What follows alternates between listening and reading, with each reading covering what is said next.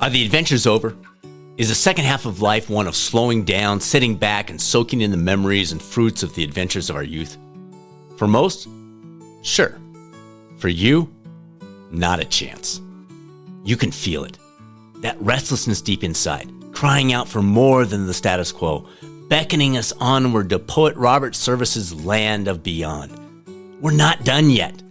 We know there's more to uniquely contribute, unexplored mountains to climb, and new dragons to slay. But where do we start? How do we distinguish between that still small voice inside each of us and the veritable onslaught of messaging coming at us from all directions the moment we slide out of bed each morning? Welcome back to the Not Done Yet podcast, where we focus on purpose and possibilities through life's second half. I'm Dr. Brad Cooper of Catalyst Coaching, and I'm grateful to have you join me on this journey. I don't have the answers. I don't pretend to be the expert. I'm merely a fellow traveler who's a pretty good funnel, gathering, applying, and then sharing the insights of others. Maybe together we can light the unique path that awaits every single one of us.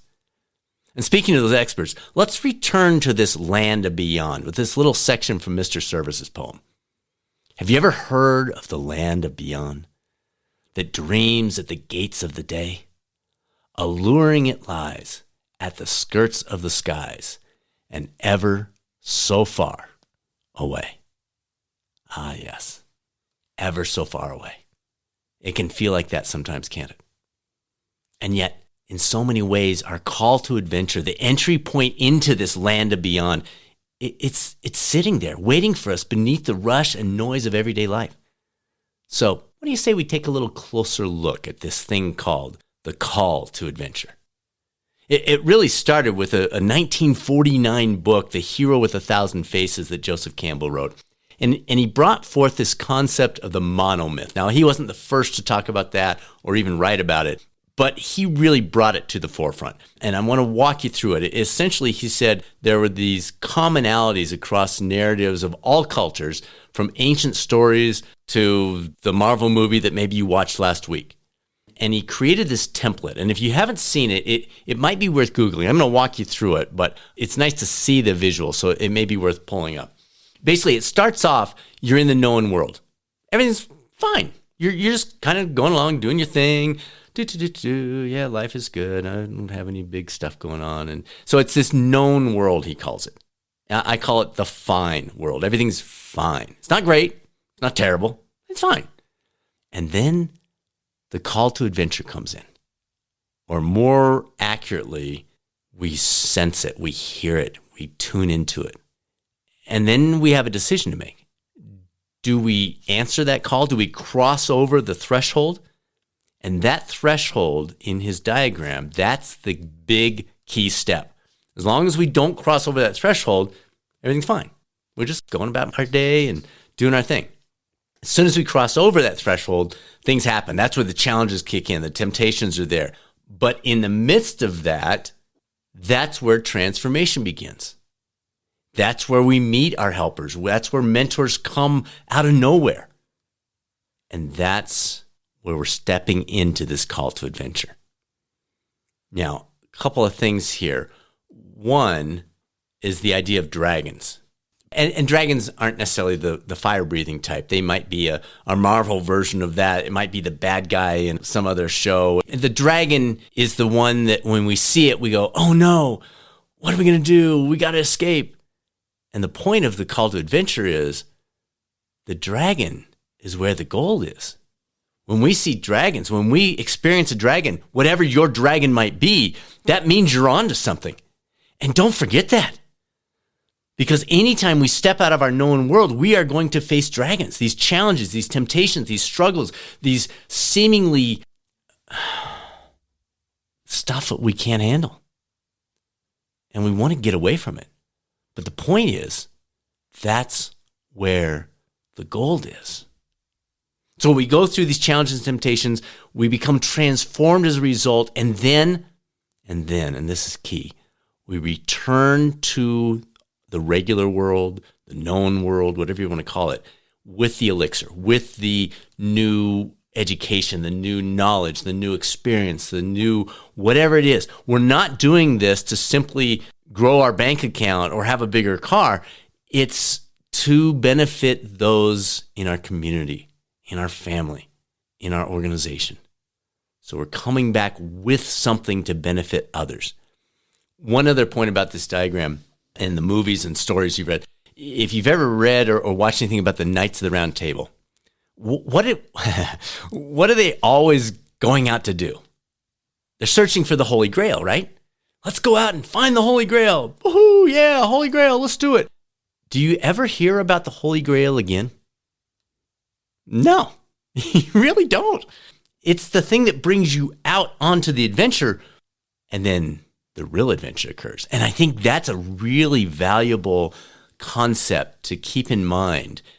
I even laughed. I do a personal vision every year, and we'll talk about that process at some point in these episodes. But I even laughed at this year's because as I put it together, super excited about a few things that I felt like were the call to adventure, the Holy Grail, if you will.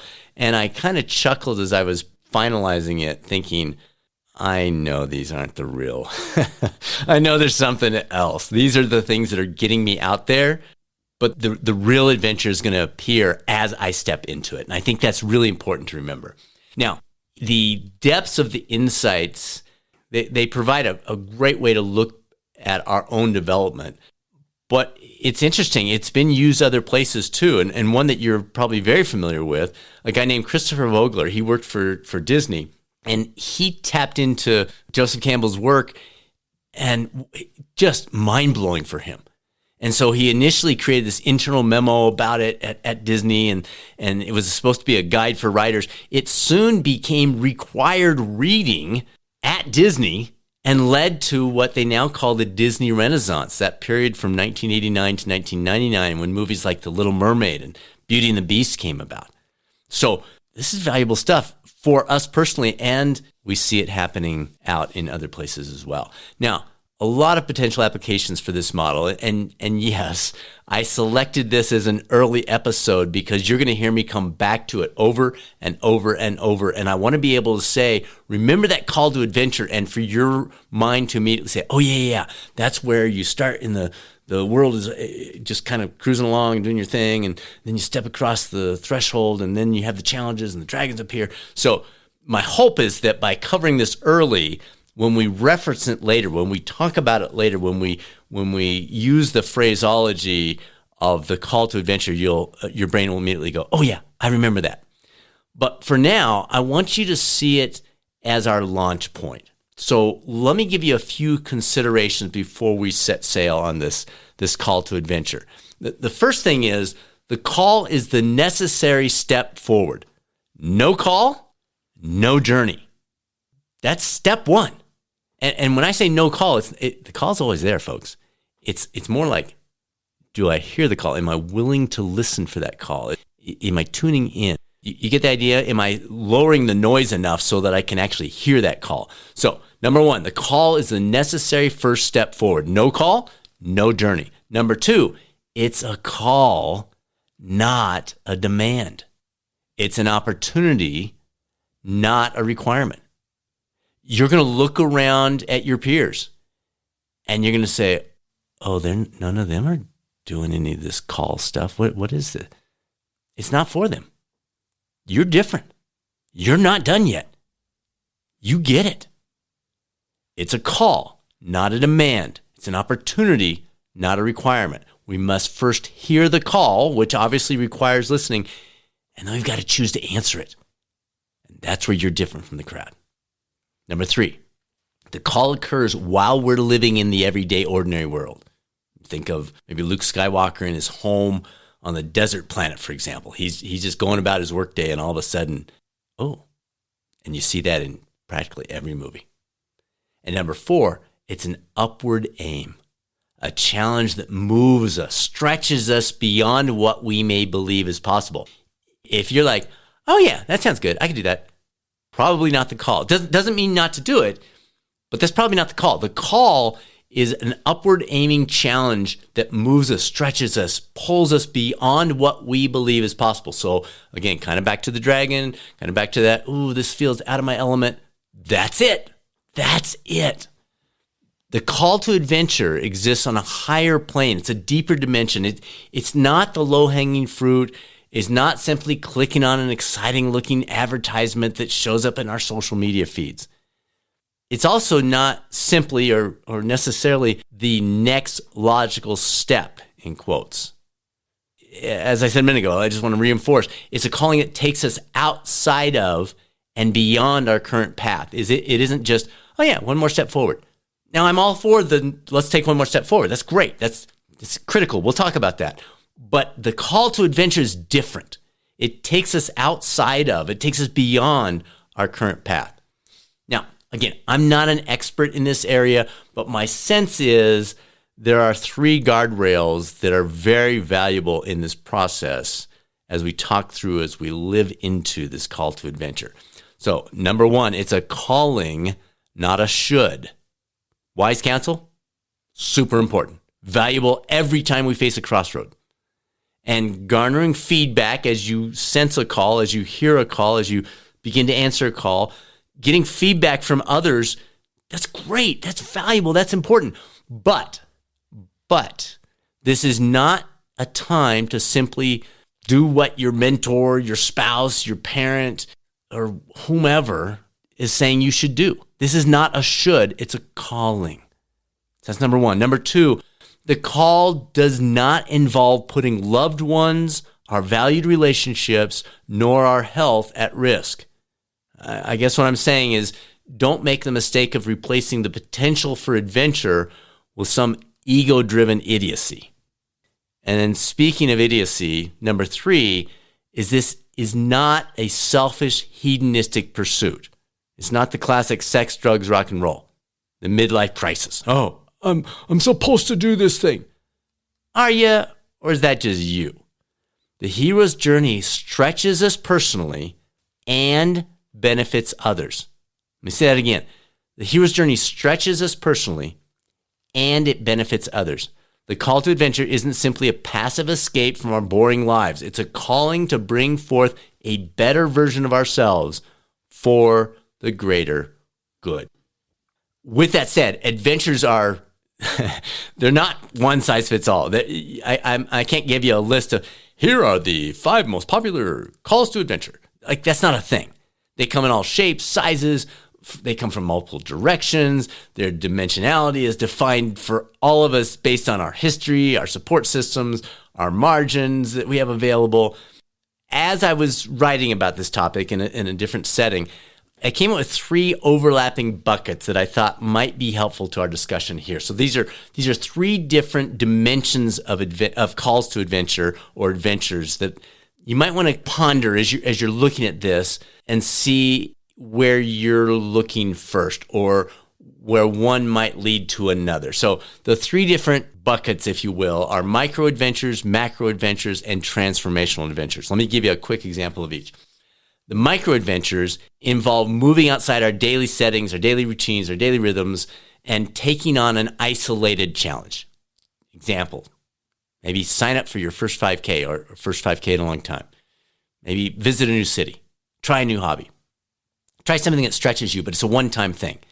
Susanna recently did this great example in her own life. She hesitantly but actively and purposefully stepped into an opportunity to swim around sharks in spite of a significant lifelong fear of doing so. So that was a big stretch for her, but it was a micro adventure. It was a one-time thing that she actively, intentionally stepped into and then moved forward. So that's a micro adventure. A macro adventure, this adds an element of time to the above.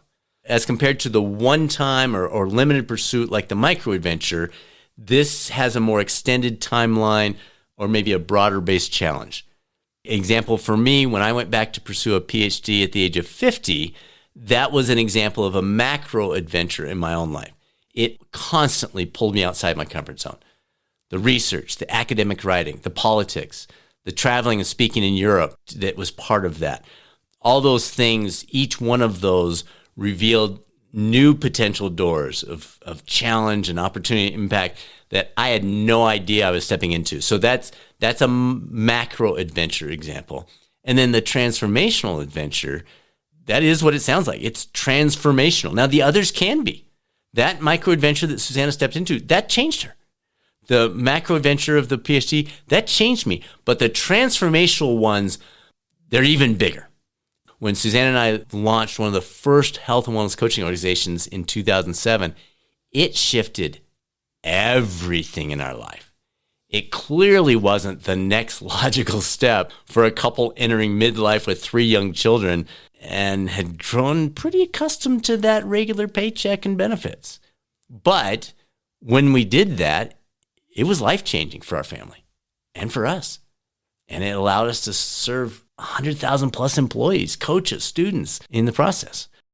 Micro adventures, macro adventures, and transformational adventures. I just want to give you some different things because the ones that you hear, the ones you step into might be very, very different than your best friend, your spouse, your mentor. We're all unique. And that's the point I want to make here. Different levels, different styles, different backgrounds, we're all unique in terms of all these things: backgrounds, personality, support systems, perspectives, risk tolerance, all those things.